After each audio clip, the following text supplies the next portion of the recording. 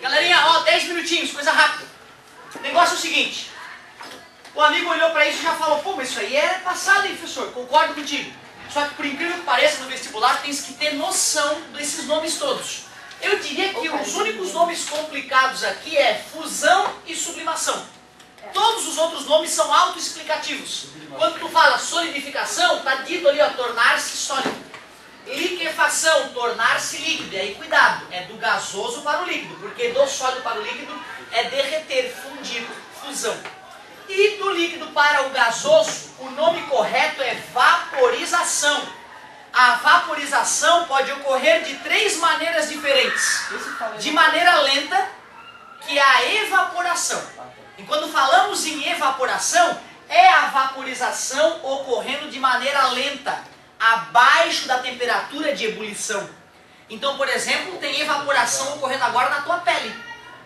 Está água no estado líquido dentro do teu corpo e ela está indo para o estado gasoso a todo momento pela tua pele. Certo? Então está saindo vapor por cada poro do teu corpo o tempo inteiro. Vocês sabem disso, é óbvio. Para quem não lembra, não sabia disso ainda, pega hoje em casa, pega o rolopac da mãe, passa no braço antes de comer e come. Depois que terminar de comer, tira o rolopac do braço para tu ver como ele vai estar todo babado e suave. Certo? Beleza? Então, ó, vaporização é passar do estado líquido para o gasoso. Dependendo como essa mudança ocorre, tu determina o nome. Se ocorrer numa temperatura abaixo da temperatura de ebulição, evaporação é lenta e natural. É o que ocorre na tua pele, na roupa no varal, nos mares e rios. Certo? Como é que a roupa no varal secou se não chegou a 100 graus? Evaporação, tem que ser, né? Não pode ser ebulição, né? Não pode ferver a roupa no varal, né? Certo? Se ocorre de maneira forçada, na temperatura específica em que a substância toda começa a borbulhar, que no caso da água, é quanto? É 100. Se chegou naquela temperatura e está borbulhando, já é uma transformação rápida, forçada, não é natural, né? Não que não possa ocorrer na natureza, né? Mas geralmente tu estimulou a substância para chegar naquele ponto. 2 casos de vaporização: evaporação, ebulição. Último caso, calefação. Fritou o ovo, né? Fritou o ovo e pega a frigideira, em vez de esperar esfriar, vai lá e tasca água em cima. O que aconteceu? Não faz isso, não é legal, tá? Já vi isso aí, não é legal. Não é legal. A mãe não fica feliz, né? O teflon dela vai largando tudo depois, e aí dá câncer na família, não é legal. Teflon é cancerígeno, tá? Aquela capinha pretinha antiaderente da frigideira, meu Deus, dá problema. Se estiver descascando aquilo, o ideal é jogar fora a frigideira. Tanto que na Europa toda é proibido o teflon há mais de uma década. Certo? No Brasil ainda, os patinhos aqui ficam comendo teflon. Então, ó, toma cuidado.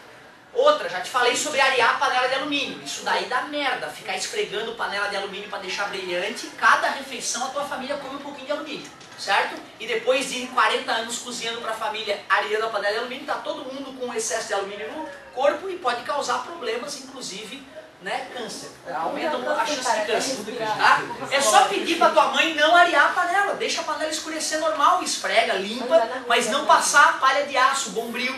Já viu quando tu limpa com bombril? Tu passa água, sai cinza água. O que será aquele cinza? É pedaço de alumínio? E tu acha que depois que tu passou água, saiu todos os pedacinhos de alumínio? Nunca, né, cara? Sempre sobra um pouquinho. Eu tenho uma tia minha que tem excesso de alumínio em função dessa bobagem. Galerinha, que mais? Calefação, estava falando da calefação. Calefação é a passagem do estado líquido para o gasoso de maneira instantânea. Então a água caiu da torneira a 20 graus, bateu na frigideira que estava a 120, 150 e na hora. Então não houve um aquecimento e depois a passagem, foi instantâneo. Quando é instantâneo, calefação é o nome. Beleza? Sublimação, alguém lembra um exemplo? Quando passa líquido. Isso, é direto, né? Direto do sólido para o gasoso ou do gasoso para o sólido. Exemplo do dia a dia. O gelo seco, legal, gelo seco, gelo normal não. Aquele vaporzinho que tu vê em volta do gelo sólido, não é ele evaporando, é a umidade do ar congelando e ficando escurinha. Tá? Então cuidado, aquela fumacinha do gelo convencional não é o gelo evaporando.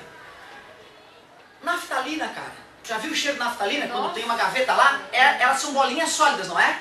E de repente tem o cheiro. O cheiro não é um gás, então tá indo do estado sólido para o estado... Aqueles desodorantes de banheiro, aquele que pendura, aquelas bolinhas que pendura no banheiro, não dá cheirinho? E não está no estado sólido? Então está sublimando, está diminuindo e indo para o estado gasoso.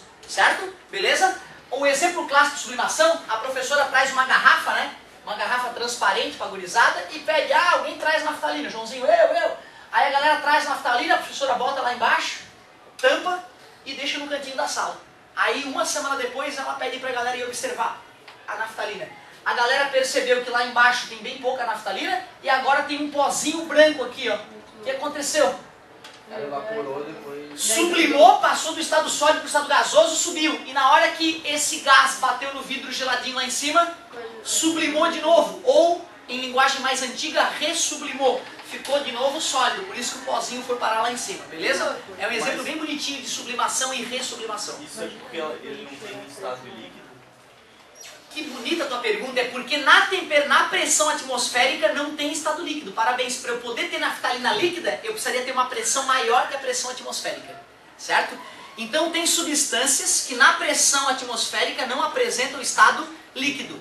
E é justamente por isso que existe vida na Terra, porque a pressão atmosférica é suficiente para gerar estado líquido da água. Na Lua não existe estado líquido da água. Ou a água está congelada, ou ela está no estado gasoso. É impossível ter água no estado líquido na Lua, porque não tem pressão atmosférica, certo? Isso tudo vai ficar mais claro quando eu te ensinar diagrama de fases, que é futuramente. Só que agora é importante saber que não existe só 3 estados físicos da matéria, meus amigos. E nem só 5, não. Agora, nesse momento, em algum lugar do mundo, estão pesquisando outro estado físico. Mas eu queria que tu soubesse pelo menos mais 2, além dos 3 clássicos. Plasma é o estado gasoso excitado a ponto de brilhar. Ali tem plasma. Dentro daquele tubinho de vidro tem gás ou plasma, dependendo do estímulo, certo? Quando não está brilhando, ele é estado gasoso. Quando passa a brilhar, chama a estrela. A estrela, o próprio fogo, é plasma. É o estado gasoso ionizado a ponto de brilhar.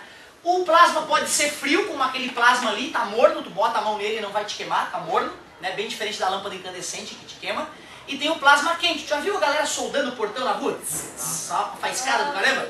Aquele plasma ali que forma é tão quente que funde o metal. Por isso que a gente usa para soldar metais, certo? O plasma é do Sol, obviamente é um plasma quente, né? Plasma frio e plasma quente. Estado gasoso que brilha a ponto de emitir luz. Condensado de Bose-Einstein. O Einstein, o Bose, Einstein, em final de carreira, estava estudando estados físicos. E ele estava estudando temperaturas baixíssimas, próximo do 0 Kelvin, zero absoluto. E eles ficaram chocados ao estudar um estado gasoso resfriado quase a 0 Kelvin. Eles perceberam, né, que no estado gasoso a gente sabe como é que é, mais ou menos, né? São moléculas soltas umas em relação às outras, cada uma por si. Quando eles resfriaram esse gás a próximo do 0 Kelvin, eles perceberam que as moléculas começaram a vibrar juntas, como se estivessem dançando. Todas as moléculas encolhiam e dilatavam. Todas. Então a nuvem gasosa se comportou como se fosse um único grande átomo. Os átomos entraram em ressonância. Imagina um gás vibrando assim, uma nuvem gasosa vibrando. Bem lentamente, porque está quase no 0 Kelvin. Foi isso que eles perceberam. Como isso nunca tinha sido observado em outro estado físico, chamaram aquela situação de condensado de Bose-Einstein. Tem outros, na tua apostila inclusive fala do gás fermiônico, outros estados físicos sendo pesquisados. Mas se a substância estava em estado gasoso e ela foi esfriada, por que ela não virou líquido? Baixíssima pressão. Quando a pressão é baixíssima, mesmo estando muito frio, não precisa necessariamente passar para o estado líquido, certo? Boa pergunta. Que droga, tá cancelada a tarefa.